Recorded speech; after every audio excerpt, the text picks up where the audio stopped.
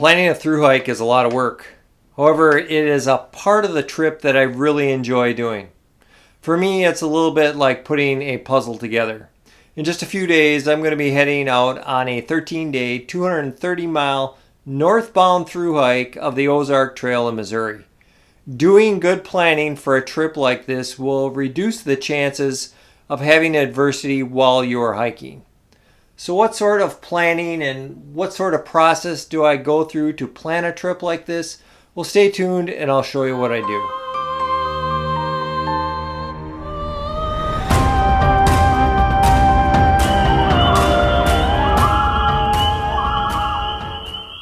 The first part of my planning is determining how long that I think that it will take me to walk the 230 miles and also figuring out which direction I should hike in. Now, for the direction, I'm not looking just at which way is easiest or most enjoyable, but which end is the best end to leave my car at for 13 days. I was able to ask these sort of questions in the Ozark Trail Section Hikers and Backpackers Facebook group, and a lot of people who have hiked the trail answered those questions for me. On the Ozark Trail, the southern terminus is in a very isolated location and maybe not the best place to leave your car for a couple weeks. On the northern end, at the northern terminus, it's at the Onondaga Cave State Park, and it has a paved parking lot. 2 years ago, I did a section hike down there, and I left my car at that location, and I felt that it was pretty secure. I prefer to do my shuttling before I start hiking. That way I don't have that hard deadline of when I have to meet up with my shuttle driver when I'm done. If I walk faster, I don't have to sit there and wait for my shuttle. If I walk slower, I'm not pressed and worried about making it there on time. Now, the Ozark Trail has a number of shuttling options that are listed on their website.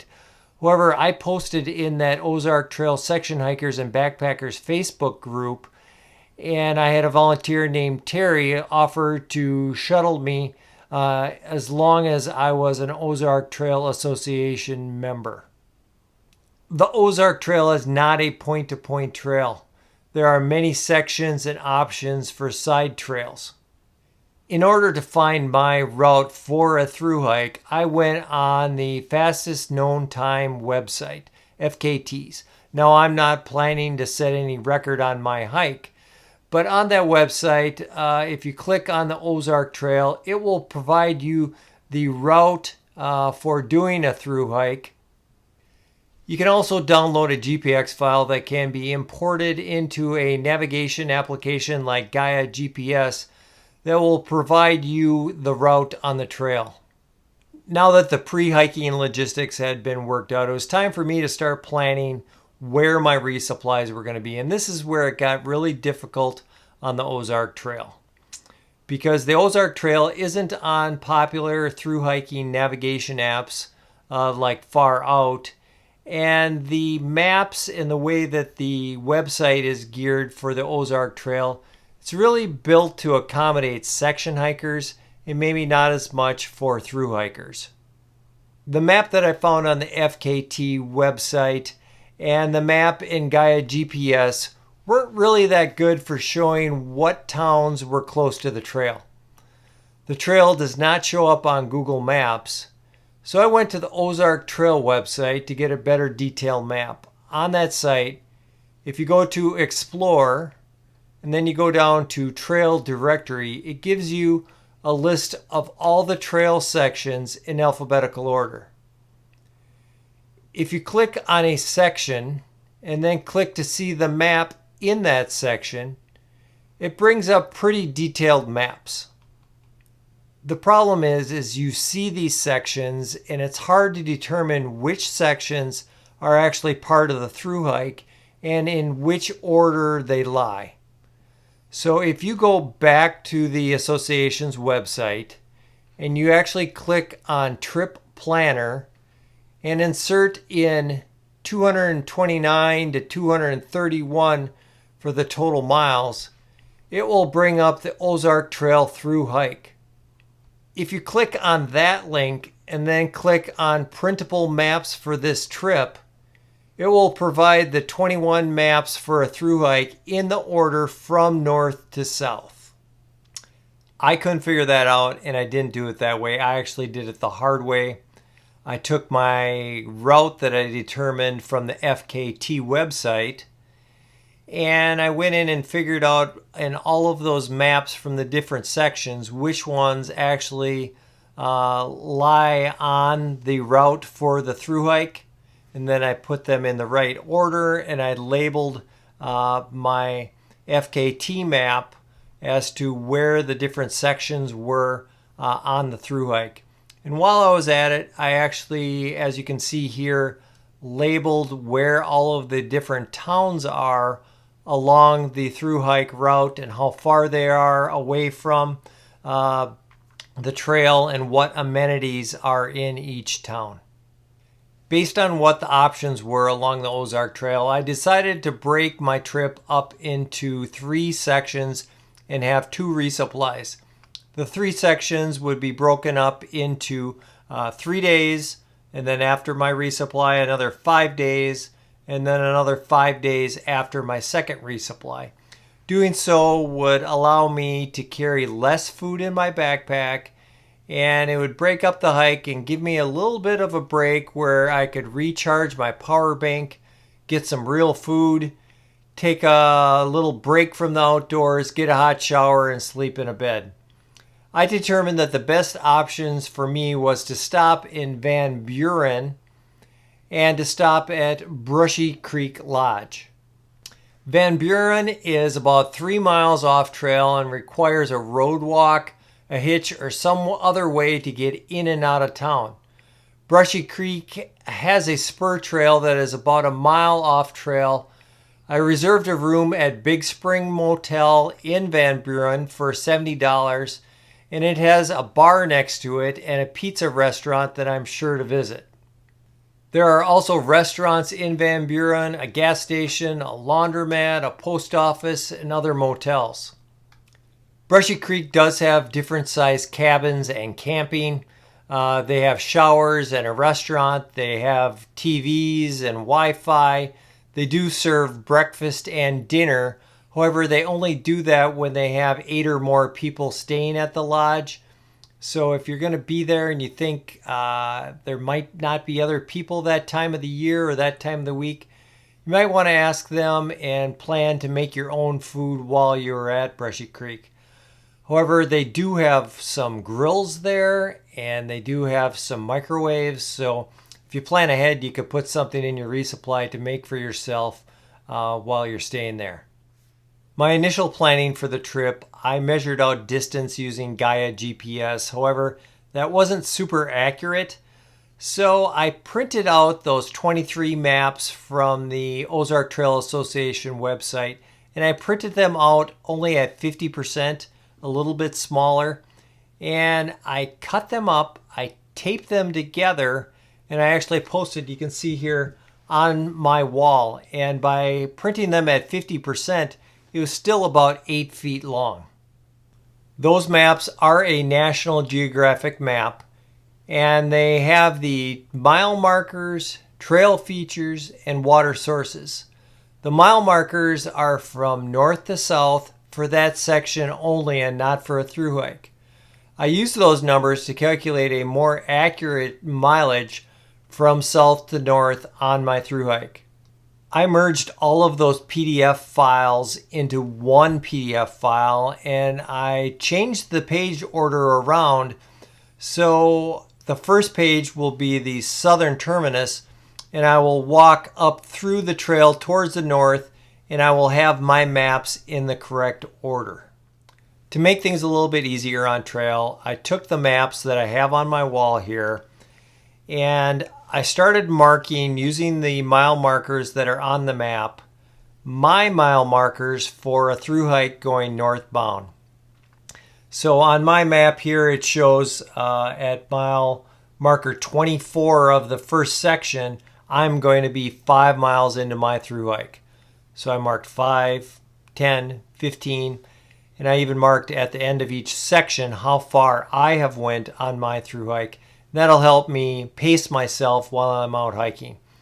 On these maps, I also took the information that is on the map and made it a little bit more clear of where the potential flash flooding crossings are, so I can be aware of those and maybe plan for them and look for routes around them if possible. Now that all of my maps, both on the wall and my electronic copy, have been put in the right order and they have been marked for my purposes, I actually printed them out at 50% size and double-sided so I can have 4 maps on one 8.5 by 11. And I printed them all out. I put the maps for the first section in my backpack, and then I put the maps for the other segments of my hike in my resupply boxes, and then I'll throw away the maps and only have the ones that I need. But those printed maps are only as a backup. I have that PDF file on my phone, as well as I have the route marked on Gaia GPS. And really, Gaia GPS will be my real navigation, where I can just look at my phone and know, okay, the trail goes that way. But I can look at the Ozark Trail Association maps to get a better idea of where I'm at, how far I've gone, and just give me a more macro view of the trail. To keep everything organized and to plan the food that I need for my pack and my resupplies, I created this spreadsheet. On the left, you can see the date for each day of my hike. I removed the dates from this video, stalker. Then I have the day of the hike, the mileage starting and endpoints for that day, and the total daily miles. These are general guesses, and of course, actual mileage will vary. I have a short note about each day, and then I have listed the breakfast, lunch, and dinners I will need for each day. Farther to the right, I have a meal that I am planning for breakfast, lunch, and dinner of that day, as well as snacks. You can see the first leg of my trip to Van Buren is about 57 miles over 3 days, and I will need 2 breakfasts, 3 lunches, and 2 dinners. The second leg of my trip from Van Buren to Brushy Creek Lodge is 5 days and 83 miles, and I will need 3 breakfasts, 4 lunches, and 4 dinners in the resupply box that I mailed to the Van Buren motel. The same for my third leg, where you can see the totals and what is going to be mailed to Brushy Creek Lodge in that resupply. On the bottom, it totals 13 days, 230 miles, 9 breakfasts, 11 lunches, and 10 dinners. Below on the spreadsheet, I have listed all of the potential flash flooding spots and which of my maps they are on. I started a list of potential reroutes around the flooding if necessary. I'm still working on that. I also listed on the bottom some dates and logistics for hotels, shuttles, and resupplies. I have already mailed my resupplies to the Big Spring Motel and Brushy Creek Lodge.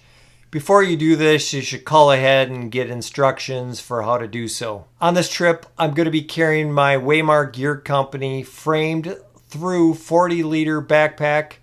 It's going to weigh about 24 pounds when I start. I'm going to be sleeping in my Warbonnet Ridgerunner bridge hammock. I made a video of all of the gear I'm going to be carrying, what clothes I'm going to be wearing, and the food that I packed. And that video will be coming out next week. It feels great to have all of my planning for the hike done. I'm keeping an eye on the forecast because the area down there has been getting a lot of rain. And in the spring in Missouri and on the Ozark Trail, there are a number of spots that can flash flood. 2 years ago when I was down on the trail, I actually had to stop my hike 15 miles short because a river flooded and I couldn't figure out a way around it. Everybody that I've dealt with from the Ozark Trail and the association have been incredibly friendly. Everybody from Terry, who is going to be giving me a shuttle at the beginning of my hike, which is 3 hours in one direction. And then later I was looking for a ride and I posted and he offered to maybe give me a ride into Van Buren, which is only 3 miles, but it's on a 4-lane super fast freeway. So that has been super friendly. And last night, I actually spent 90 minutes on a Zoom call with Andrea, who is the moderator of the Ozark Trail Section Hikers and Backpackers Facebook group. She has hiked the trail multiple times and knows the trail very well. I brought up the OT maps and we went through the trail point by point, and she pointed out many things that aren't on the trail that only a person would know who has hiked the trail. If you want to see that video coming out next week that has all of the gear that I'm carrying, the clothes that I'm wearing, and the food that I'm eating, as well as my trip video from the Ozark Trail that I promise will show you the good, the bad, the ugly. May have a little emotion in there, a lot of mud. Should be good. Go ahead, hit subscribe, punch the bell notification. I will also be posting photos and other information on Instagram and Facebook, so check those out. I want to thank everybody for helping me plan this trip. And if you're going to be down in Missouri on the Ozark Trail, who knows? Maybe I will see you out on the trail.